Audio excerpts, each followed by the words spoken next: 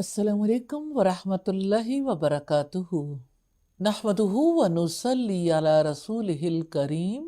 अम्मा बाद फ़ाऊज़ु बिल्लाहि मिनश शैतानिर रजीम। बिस्मिल्लाहिर रहमानिर रहीम। रब्बिश्रह ली सदरी व यस्सिर ली अमरी वहलुल उक़दतम मिन लिसानी यफ़क़हू क़ौली। इमाम मालिक रहमहुल्लाह ने दो अशख़ास की नबी करीम सल्लल्लाहु अलैहि वसल्लम से मोहब्बत का तज़किरा किया। कहते हैं कि मैं मोहम्मद बिन अल मुनकदिर को देखता था, सैयदुल कुर्रा थे। जब भी उनसे हदीस के बारे में पूछा जाता तो वो मोहब्बत से, अदब से रोना शुरू कर देते थे, यहाँ तक कि उनकी शिद्दत बुका को देखकर दिल नरम पड़ जाते थे। और दूसरे साहब जो इमाम मालिक के असातिज़ा और मशाइख में से अफजल थे, इमाम अय्यूब सख्तियानी रहमहुल्लाह हैं। उन्होंने 2 हज किए थे। इमाम मालिक कहते हैं मैं उन्हें देखता था, इतने खामोश रहते थे कि मैं कुछ सुनता नहीं था, सिवाय इसके कि जब वो रसूलुल्लाह का जिक्र करते तो बहुत रोते थे, उन पर रहम आता था। मैंने जब उनमें रसूलुल्लाह की मोहब्बत देखी तो उनसे हदीस और उसका इल्म सीखना शुरू कर दिया। अल्लाहु अकबर। अल्लाह के रसूल सल्लल्लाहु अलैहि वसल्लम से सच्ची मोहब्बत करने वालों ने कैसे उनके इल्म को आम किया। हमें रसूलुल्लाह सल्लल्लाहु अलैहि वसल्लम की सच्ची मोहब्बत नसीब फरमाए। आमीन सुम्मा आमीन। हम में से कोई किसी से मुलाकात करने के लिए जाना चाहता है, तैयारी करता है। ख़ास मुलाकातों के लिए ख़ास तैयारी होती है। आप जब किसी मोतबर हस्ती से मिलने के लिए जाते हैं तो आपकी तैयारी का अंदाज फ़र्क होता है। दिल की हाज़िरी का सिलसिला जारी रहता है, अल्हम्दुलिल्लाह। और अगर जहानों के बादशाह के सामने हाजिर होना हो तो याद रखिएगा, अल्लाह ताला के सामने खड़े होने के लिए भी तैयारी की ज़रूरत है। और आप सब जानते हैं और आप सब ये तैयारी करते हैं, अल्हम्दुलिल्लाह। क्योंकि ये मुनासिब नहीं है कि अल्लाह ताला के सामने यूं ही खड़े हो जाएं। अल्लाह ताला अजीम ज़ात है, उससे मुलाकात के लिए ज़रूरी है कि हम सब तैयारी के मराहिल से गुजरें। अल्लाह ताला अल अजीम ने खुद तय किया है कि ये तैयारी कैसी होनी चाहिए। इसके लिए हर कोई अपने तरीके से तैयारी नहीं कर सकता, बल्कि कुछ आमाल और तरतीब शुदा मराहिल हैं जिनके बाद आप नमाज में अपने रब, अपने माबूद के सामने खड़े हो सकते हैं। तो आइए देखते हैं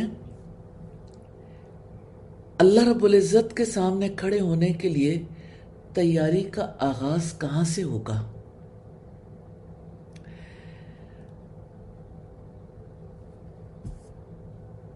हमारे लिए ज़रूरी है कि हम इस मुलाकात के लिए वुज़ू करें, और ये भी ज़रूरी है कि हम वुज़ू के मानी और राज जानें। अक्सर लोग वुज़ू का जायका महसूस नहीं करते, उसे महज नमाज में एंटर होने का, दाखिल होने का एक ज़रिया समझते हैं, न उससे कुछ ज़्यादा न कम। आप खुद अपने अंदर झांक के देखिए, आपको यही बात महसूस होगी। नमाज अदा करनी है, वुज़ू करना है। नमाज के अलावा आम तौर पर लोग वुज़ू की ज़रूरत को महसूस नहीं करते। नमाज और वुज़ू लाजिम व मलजूम है, जैसा कि नबी सल्लल्लाहु अलैहि वसल्लम ने फरमाया کہ نماز کی کنجی طہارت ہے یعنی وضو. تو اکثر لوگ سمجھتے ہیں کہ وضو کیے بغیر نماز ادا کرنا ممکن نہیں ہے، اس لیے وضو کرنا ہے. واللہ مجبوراً وضو کرنا کتنا بڑا خسارہ ہے، عظیم لاس ہے.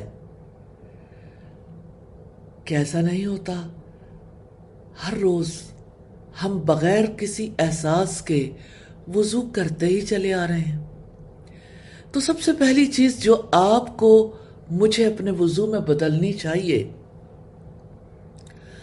وہ ثواب اور اجر کی مقدار ہے. یہ آپ بگننگ پوائنٹ ہے نا. سب سے پہلی چیز کہ آپ نے وضو کے ثواب میں، وضو کے اجر میں مسلسل اضافے کے لیے کوشش کرنی ہے. Are you ready? کیا آپ کرنا چاہیں گے؟ کیا آپ اسے ایک روٹین بنانا چاہتے ہیں یا مسلسل اجر و ثواب کے حصول کا ذریعہ؟ ممکن ہے آپ یہ سوال کریں کہ میں ایسا کیا کروں جس کی وجہ سے اجر کی مقدار بڑھ جائے، ثواب زیادہ ہو جائے. میں تو وضو کے تمام ارکان پورے کرتی ہوں، وضو کے بعد کے تمام اذکار کرتی ہوں، یہاں تک کہ پانی بھی اعتدال سے استعمال کرتی ہوں. پھر میں اس سے زیادہ کیا کر سکتی ہوں؟ تو بات یہ ہے کہ جو کچھ آپ کر رہی ہیں بہت اچھا ہے، لیکن یہ سب تو جسم کے اعمال ہیں، اور یہاں ہم اس سے زیادہ اہم معاملے کے بارے میں بات کر رہے ہیں. وہ معاملہ جانتے ہیں کیا ہے؟ نیت ہے. نیت جو دل کا شعور ہے.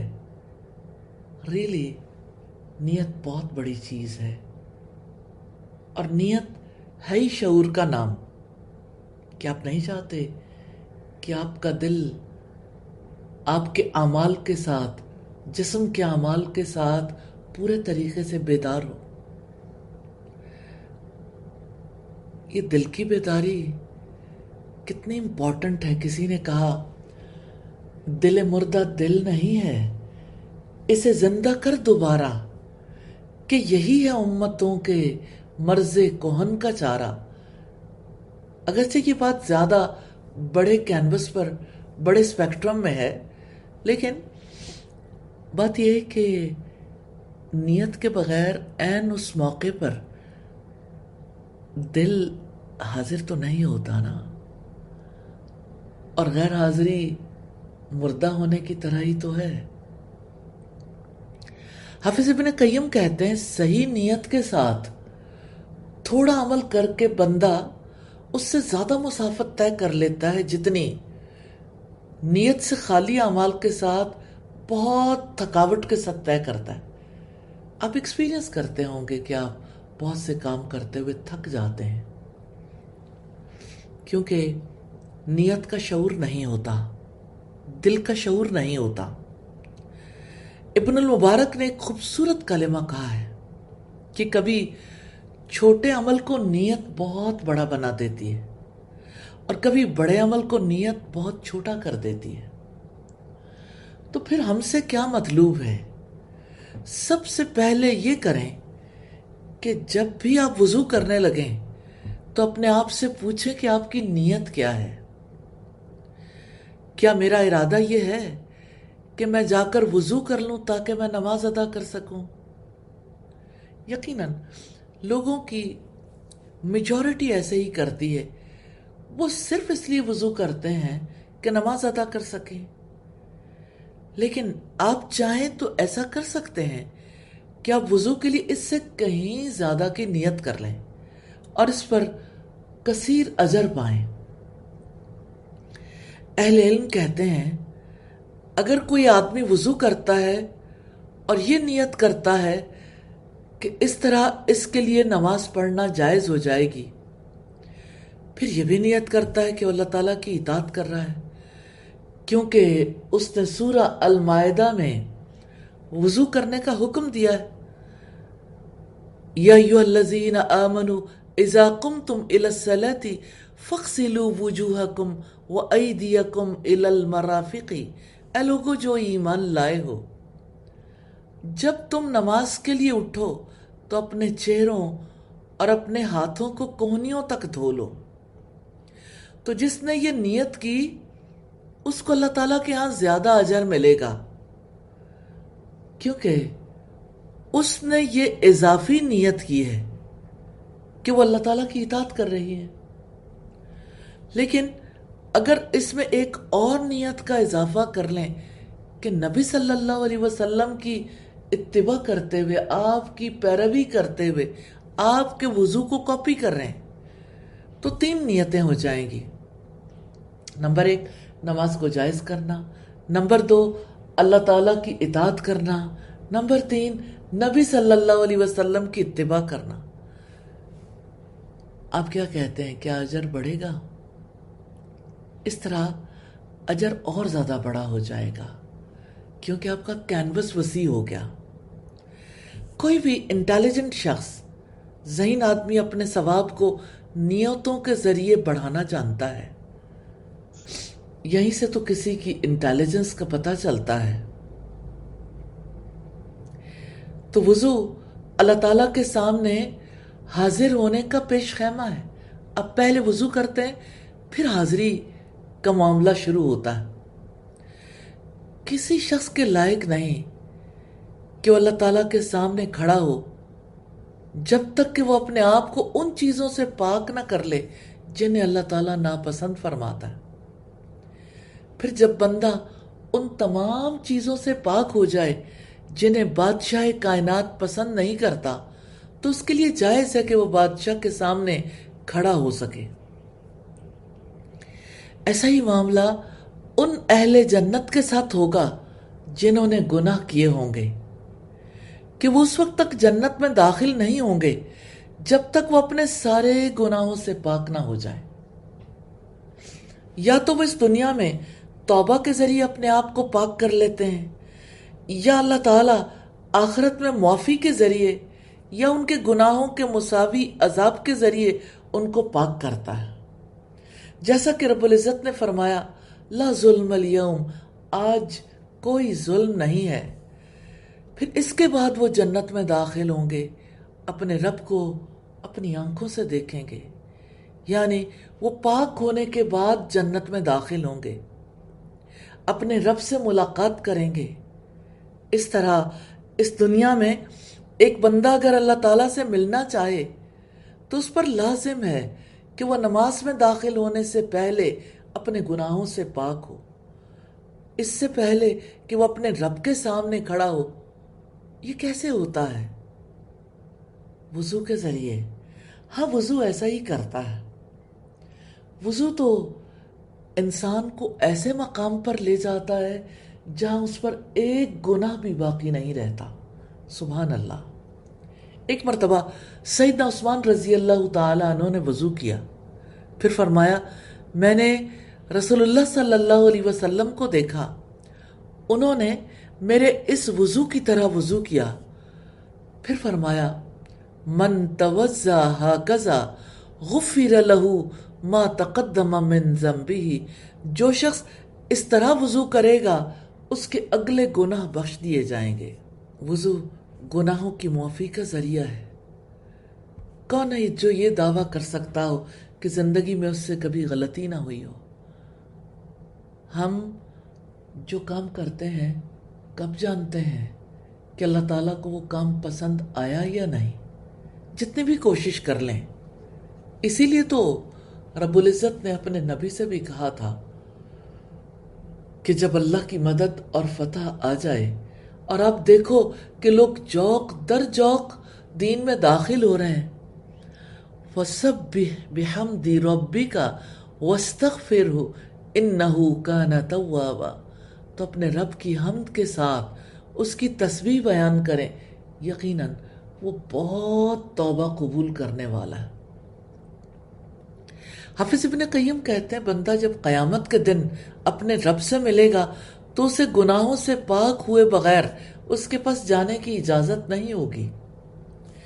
اسی طرح بندے کے لیے اس دنیا میں بھی طہارت کے بغیر، تو بندے کے لیے اس دنیا میں بھی طہارت کے بغیر نماز میں اللہ کی بارگاہ میں داخل ہونے کی اجازت نہیں ہے۔ اب ہم دیکھتے ہیں کہ اگر آپ وضو کرتے ہیں تو اس کے بعد میں کیا کرتے ہیں؟ اب دعا کرتے ہیں، اللہم اجعلنی من التوابین وجعلنی من المتطہرین، یا اللہ مجھے کثرت سے توبہ کرنے والوں اور بہت پاک صاف رہنے والوں میں شامل فرما دے۔ وضو میں اور بھی احساسات ہوتے ہیں اور وہ بہت لطیف ہیں۔ یاد رکھیے، نماز میں ایک خوبصورتی ہے جس سے آپ خود کو سنوارتے ہیں۔ نماز آپ کو خوبصورت بناتی ہے۔ اللہ تعالیٰ فرماتے ہیں، سیماہم فی وجوہہم من اثر السجود، سجدوں کے اثرات سے ان کے چہروں میں ان کی شناخت ہے۔ بعض مفسرین کہتے ہیں نماز ان کے چہروں کو خوبصورت بناتی ہے۔ لہذا انسان نماز سے پہلے سب سے پہلا یہ کام کرتا ہے کہ وہ اپنے آپ کو صاف کرتا ہے، وہ گناہوں سے پاک ہو جاتا ہے، بالکل ایسے کپڑے کی طرح جو آپ کو پسند ہے۔ آپ جب اپنے پسندیدہ کپڑوں کو پہننا چاہتے ہیں تو کیا آپ انہیں پہلے خوشبو لگاتے ہیں اور پھر دھوتے ہیں، یا پہلے دھوتے ہیں اور پھر خوشبو لگاتے ہیں؟ ظاہر ہے آپ پہلے دھوتے ہیں پھر سے خوشبو لگاتے ہیں۔ تو ہمارا رب پاک ہے، وہ اپنے پیاروں کو وضو کے ذریعے پاک کرتا ہے، پھر جب اس کے سامنے کھڑے ہوتے ہیں تو گویا سب کو خوشبو لگتی ہے، پھر وہ اپنا بہترین چہرہ لے کر نماز سے نکلتے ہیں، کیونکہ اللہ تعالیٰ سے ملاقات دراصل اللہ الجمیل سے ملاقات ہے۔ تو جب آپ اس کے سامنے کھڑے ہوتے ہیں تو وہ رب آپ کو اپنے جمال میں سے کچھ عطا فرماتا ہے۔ سبحان اللہ۔ اور یقیناً اللہ تعالیٰ جمیل ہے اور اللہ تعالیٰ خوبصورتی سے محبت کرتا ہے۔ امام حسن بصری سے کہا گیا، رات کو نماز پڑھنے والوں کا کیا معاملہ ہے کہ وہ سب لوگوں سے زیادہ خوبصورت چہرے رکھتے ہیں؟ انہوں نے کہا، وہ رحمان کے ساتھ تنہائی میں وقت گزارتے ہیں۔ اللہ تعالیٰ اپنے نور میں سے نور پہناتا ہے، اس لیے وضو طہارت ہے اور نماز خوشبو۔ سبحان اللہ۔ کیا آپ خوشبو سے محبت نہیں کرتے؟ کیا آپ خوشبو میں بسنا نہیں چاہتے؟ جنت میں مومن کے جسم کے ان اعضاء کو جنہیں وضو میں دھویا جاتا ہے زیور اور سونا پہنایا جائے گا۔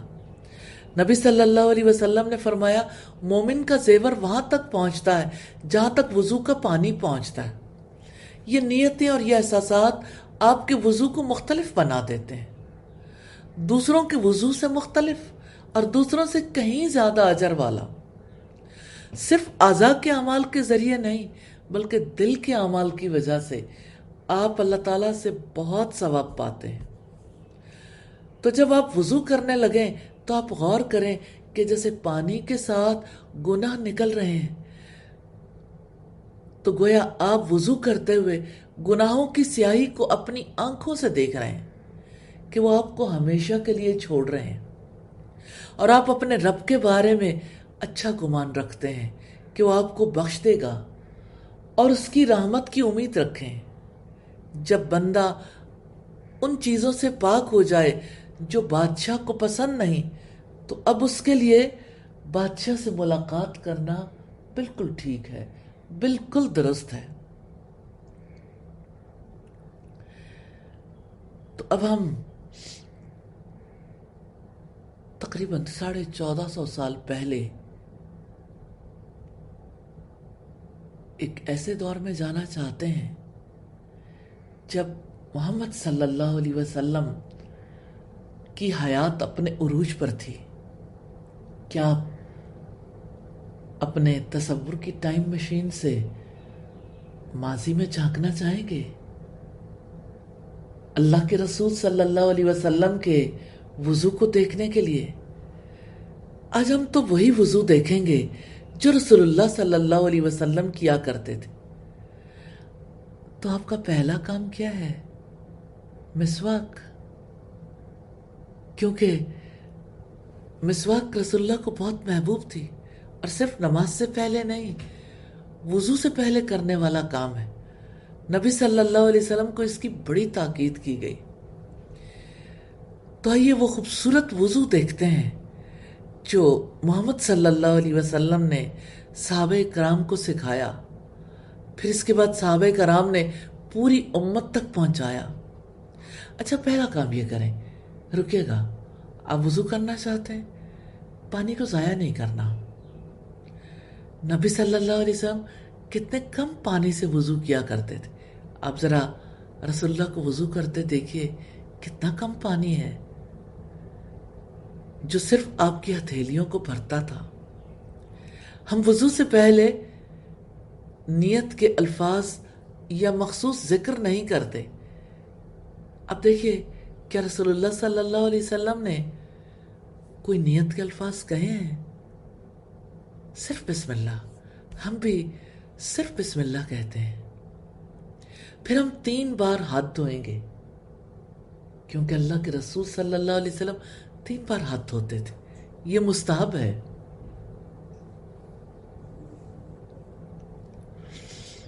اور وضو میں ایک سنت ایسی ہے جسے چھوڑ دیا گیا، اور وہ ہاتھوں کی انگلیوں کا خلال کرنا ہے۔ اس کی حرص رکھنی چاہیے۔ اس کے بعد ہم کلی کرتے ہیں، ناک میں پانی چڑھاتے ہیں، اور مستحب یہ ہے اگر ہو سکے تو ایک چلو سے ہی کلی کریں اور ناک میں پانی چڑھائیں، اور ایسا 3 بار کریں۔ اگر ایسا کرنا ممکن نہ ہو تو کلی کرنے اور ناک میں پانی ڈالنے کے لیے الگ الگ چلو میں پانی لے لیں۔ ہاں، دھیان رکھیے گا، رسول اللہ صلی اللہ علیہ وسلم کلی کرتے ہوئے کیا کرتے ہیں؟ اب پورے منہ میں پانی کو گردش دیتے ہیں۔ اس لیے جان لیجئے یہ غلط ہے کہ آپ اپنے منہ میں پانی ڈالیں پھر کلی کیے بغیر، یعنی پانی کو منہ میں گردش دیے بغیر نکال دیں۔ درست طریقہ سنت کا طریقہ ہے، پانی کو اپنے منہ میں گھمائیں پھر نکالیں۔ مستحب یہ ہے کہ دائیں ہاتھ میں پانی لے کر ناک میں ڈالیں، بائیں ہاتھ سے نکالیں۔ دیکھیے اللہ کے رسول صلی اللہ علیہ وسلم کیسے وضو کرتے ہیں، یہ آپ کا طریقہ ہے۔ اور آپ صلی اللہ علیہ وسلم ناک میں پانی چڑھانے میں مبالغہ کرتے تھے، ہر روزے کی حالت میں ایسا نہیں کرتے تھے، ایسا نہیں کرنا چاہیے روزے کی حالت میں۔ اس کے بعد 3 بار چہرہ دھونا ہے۔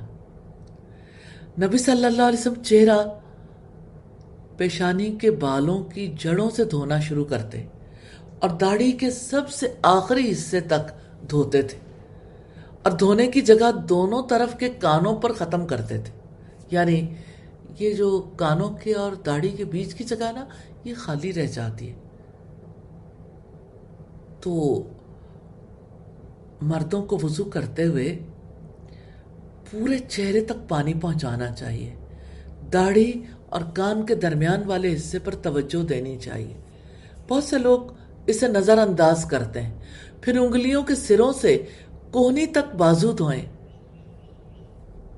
اور کوہنی بازو کا آخری حصہ ہے۔ پہلے 3 بار دائیں طرف کے بازو کو دھوئیں، پھر 3 بار بائیں طرف کے بازو کو دھوئیں۔ وضو کرنے والوں کو اس غلطی سے بچنا چاہیے جو بہت سے لوگوں میں پھیلی ہوئی ہے کہ وہ کلائی سے کوہنی تک بازو دھوتے ہیں اور ہتھیلی کو چھوڑ دیتے ہیں، حالانکہ انگلیوں کے پوروں سے ہاتھ دھونا واجب ہے، یعنی ہتھیلی سے کوہنی تک۔ رسول اللہ کو وضو کرتے دیکھیے، آپ کلائی سے کوہنی تک بازو دھوتے ہیں، ہتھیلی کو شامل کرتے ہیں۔ پھر دیکھیے اگر باجماعت نماز قائم ہو جائے یا کسی شخص کو نماز کا وقت ختم ہونے کا اندیشہ ہو تو ہر اس کو صرف 1 بار دھونا چاہیے۔ پھر اس کے بعد پورے سر کا مسح کرنا ہے۔ مسح کرنے کا بھی نبوی طریقہ ہے جس میں بالوں کے شروع ہونے کی جگہ سے پیچھے تک ہاتھ پھیرنا ہے۔ نبی صلی اللہ علیہ وسلم بالوں کے شروع ہونے کی جگہ سے ہاتھ پھیرتے ہوئے دوبارہ ہاتھ واپس لے کر آتے تھے۔ کانوں کا مسح اسی پانی سے کیا جاتا ہے جس سے سر کا مسح کیا تھا، دوبارہ پانی نہیں لیا جاتا۔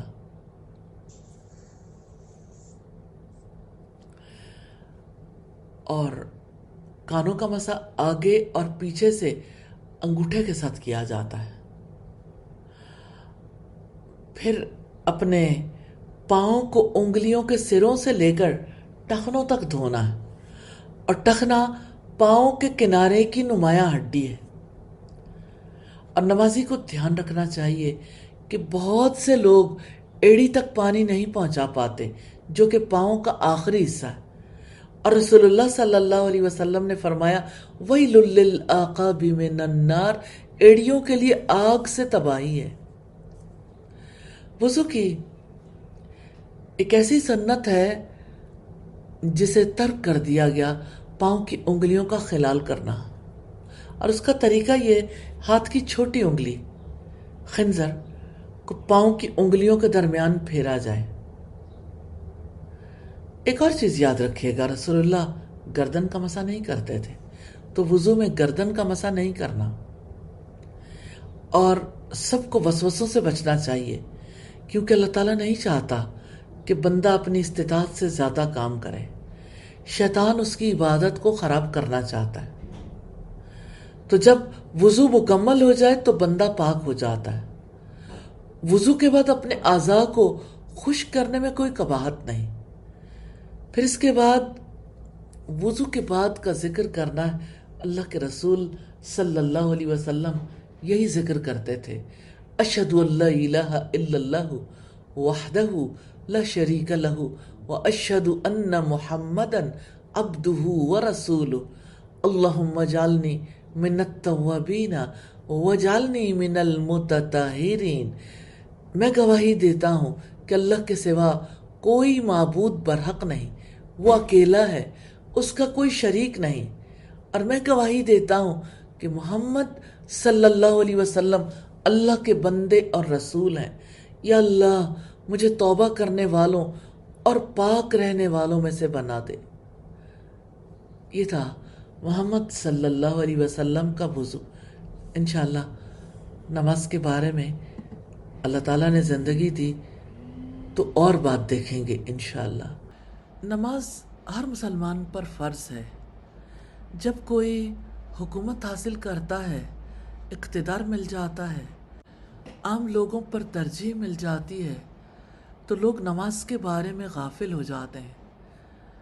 مسلمان حکمرانوں کا یہ فرض ہے کہ وہ نماز قائم کریں، زکوٰۃ ادا کریں، نیکی کا حکم دیں اور برائی سے روکیں، جیسا کہ رب العزت کا فرمان ہے الذین ان مکناہم فی الارض اقاموا الصلاة وآتوا الزکاة وامروا بالمعروف ونہوا عن المنکر وللہ عاقبۃ الامور۔ یہ لوگ ہیں، اگر ہم انہیں زمین میں اقتدار عطا کریں تو وہ نماز قائم کریں گے اور زکوٰۃ دیں گے اور معروف کا حکم دیں گے اور منکر سے روکیں گے، اور سب کاموں کا انجام اللہ تعالیٰ ہی کے اختیار میں ہے۔ اگر حکمران نماز کو ترک کر دیں تو شریعت میں ان سے لڑائی جائز ہو جاتی ہے۔ سیدنا عوف بن مالک اشجعی بیان کرتے ہیں کہ اللہ کے رسول صلی اللہ علیہ وسلم نے فرمایا، تمہارے بہترین امام خلیفہ وہ ہیں جن سے تم محبت کرو اور وہ تم سے محبت کریں، تم ان کے لیے دعا کرو اور وہ تمہارے لیے دعا کریں، اور تمہارے بدترین امام وہ ہیں جن سے تم بغض رکھو اور وہ تم سے بغض رکھیں، تم ان پر لعنت کرو اور وہ تم پر لعنت کریں۔ عرض کی گئی، اے اللہ کے رسول، کیا ہم ان کو تلوار کے زور سے پھینک نہ دیں، یعنی ہٹا نہ دیں؟ آپ نے فرمایا نہیں، جب تک وہ تم میں نماز قائم کرتے رہیں، اور جب تم اپنے حکمرانوں میں کوئی ایسی چیز دیکھو جسے تم ناپسند کرتے ہو تو اس کے عمل کو ناپسند کرو اور اس کی اطاعت سے ہاتھ نہ کھینچو۔ سیدنا عبادہ ابن صامت سے روایت ہے کہ رسول اللہ نے ہمیں بلایا تو ہم نے آپ کی بیعت کی۔ ہم نے یہ بیعت کی کہ ہم پسندیدگی اور ناپسندیدگی میں، مشکل اور آسانی میں، اور اپنے اوپر ترجیح دیے جانے کی صورت میں بھی سم و طاعت کا مظاہرہ کریں گے اور اہل حکومت سے حکومت نہیں چھینیں گے۔ اور آپ نے فرمایا ہاں الا یہ کہ تم حکمرانوں کی طرف سے صریح کفر کا ارتکاب دیکھو اور تمہارے پاس اس بارے میں اللہ تعالیٰ کی طرف سے برہان ہو۔ بخاری کی 7056 نمبر روایت ہے۔ سیدہ ام سلمہ سے روایت ہے کہ نبی کریم صلی اللہ علیہ وسلم نے فرمایا قریب ہے کہ تم پر امیر مقرر ہوں، تم ان کے اچھے کام بھی دیکھو گے اور برے کام بھی، پھر جو کوئی برے کام کو پہچان لے وہ بری ہو، اگر اس کو روکے ہاتھ یا زبان یا دل سے، اور جس نے برے کام کو برا جانا وہ بھی بچ گیا، لیکن جو راضی ہوا برے کام سے اور اس کی پیروی کی وہ تباہ ہو گیا۔ صحابہ کرام نے عرض کیا اے اللہ کے رسول ہم ایسے امیروں سے لڑائی نہ کریں؟ آپ نے فرمایا نہیں، جب تک وہ نماز پڑھا کریں، یعنی اگر وہ نماز چھوڑ دیں تب ان کو مارو اور امارت سے موقوف کر دو۔ آج کتنے ہی لوگ ہیں جو نماز کو غیر ضروری سمجھتے ہیں، آج کتنے ہی لوگ ہیں جنہوں نے نماز کو بالکل ہی چھوڑ رکھا ہے۔ قرآن و سنت سے نماز چھوڑنے کے معاملے کی شدت واضح ہو جاتی ہے۔ اے پاک پروردگار ہمیں بھی، ہمارے حکمرانوں کو بھی خشوع والی نمازیں وقت کی پابندی کے ساتھ نصیب فرما دیجئے، آمین ثم آمین۔ جب اذان کی آواز آتی ہے کتنے ہی لوگ ہیں جن کے کانوں میں وہ آواز پڑتی ہے لیکن وہ اپنی ذمہ داری محسوس نہیں کرتے، نماز کے لیے، نماز کی ادائیگی کے لیے اپنے آپ کو تیار نہیں کرتے۔ کتنا سادہ معاملہ سمجھتے ہیں ترک صلاۃ کا، کہ آپ جانتے ہیں ترک صلاۃ سے لوگ مرتد ہو جاتے ہیں۔ اور شیخ محمد بن صالح العثیمین نے مرتد پر نافذ ہونے والے احکامات بیان کیے ہیں، اور یہ وہ مرتد ہیں جو ترک صلاۃ سے مرتد ہوتے ہیں۔ ان میں سے پہلا حکم ہے بے نمازی سے کسی مسلمان لڑکی کا نکاح نہیں کروایا جائے گا۔ اگر نکاح پہلے سے موجود ہے اور اب نماز نہیں پڑھتا تو ان کا نکاح باطل قرار پائے گا، کوئی مسلمان خاتون اس کے لیے حلال نہیں ہے۔ مہاجر خواتین کے بارے میں اللہ تعالیٰ کا فرمان اس کی دلیل ہے فَإِنْ عَلِمْتُمُوهُنَّ مُؤْمِنَاتٍ فَلَا تَرْجِعُوهُنَّ إِلَى الْكُفَّارِ لَا هُنَّ حِلٌّ لَهُمْ وَلَا هُمْ يَحِلُّونَ لَهُنَّ۔ پھر اگر تمہیں معلوم ہو کہ وہ مومنہ ہیں تو انہیں کفار کی طرف نہ لوٹاؤ، یہ ان کے لیے حلال نہیں ہے اور وہ کافر ان کے لیے حلال نہیں ہوں گے۔ سورہ الممتحنہ کی آیت نمبر 10 ہے۔ کتنی بڑی وعید ہے، بے نمازی سے کسی مسلمان لڑکی کا نکاح نہیں کروایا جائے گا۔ اللہ تعالیٰ والدین کو بھی توفیق دے کہ اپنی بیٹی کا نکاح کرنے سے پہلے لڑکے کے بارے میں یہ ضرور معلوم کریں کہ آیا وہ نمازی ہے یا نہیں، اور لڑکے کے گھر والے یہ ضرور معلوم کریں کہ لڑکی نماز کی پابند ہے یا نہیں۔ یہ پہلا فرض ہے، اسی کی بنیاد پر نکاح ہو رہا ہے، اور اگر یہ بنیاد ڈھہ گئی، یہ بنیاد ہی نہیں ہے، نکاح کیسے منعقد ہوگا؟ اللہ تعالی ہمیں سمجھنے کی توفیق عطا فرما دے، آمین ثم آمین۔ ترک صلاۃ سے مرتد ہونے پر مرتب ہونے والے احکامات میں سے دوسرا حکم ہے کہ بے نمازی کا نکاح فسخ ہو جائے گا۔ اگر نکاح کے بعد مرد نماز پڑھنا چھوڑ دے تو اس کا نکاح فسخ ہو جائے گا اور مسلمان بیوی اس کے لیے حلال نہیں رہے گی۔ اس کی دلیل بھی سورہ الممتحنہ کی آیت ہے، آیت نمبر 10۔ تیسرا حکم یہ ہے کہ بے نمازی کا ذبیحہ نہیں کھایا جائے گا، اس لیے کہ وہ حرام ہے۔ یہودی یا عیسائی کا ذبیحہ تو مسلمانوں کے لیے جائز ہے مگر بے نماز کا نہیں، اس لیے کہ بے نماز کا ذبیحہ یہودی اور عیسائی کے ذبیحہ سے زیادہ شریعت میں ناپسندیدہ ہے۔ چوتھا حکم ہے بے نمازی مکہ کی حدود میں داخل نہیں ہو سکتا۔ دل دہلا دینے والے احکامات ہیں۔ بے نمازی مکہ شہر تو کیا اس کی حدود میں بھی داخل نہیں ہو سکتا، کیونکہ اللہ تعالیٰ کا فرمان ہے یا ایھا الذین آمنوا انما المشرکون نجس فلا یقربوا المسجد الحرام بعد عامهم ھذا، اے لوگو جو ایمان لائے ہو، مشرک ناپاک ہیں، لہٰذا اس سال کے بعد یہ مسجد حرام کے قریب نہ آنے پائیں۔ یہ سورہ التوبہ کی آیت نمبر 28 ہے۔ پانچواں حکم ہے بے نمازی کا کسی مسلمان رشتہ دار کی وراثت میں کوئی حق نہیں۔ اگر بے نماز کے قرابت داروں میں سے کوئی فوت ہو جائے تو وراثت میں اس کا کوئی حق نہیں رہتا۔ مثال کے طور پر ایک نمازی مسلمان مر جاتا ہے، اس کے ورثاء میں سے اس کا ایک حقیقی بے نماز بیٹا اور چچا زاد بھائی ہے۔ جانتے ہیں کون وارث بنے گا؟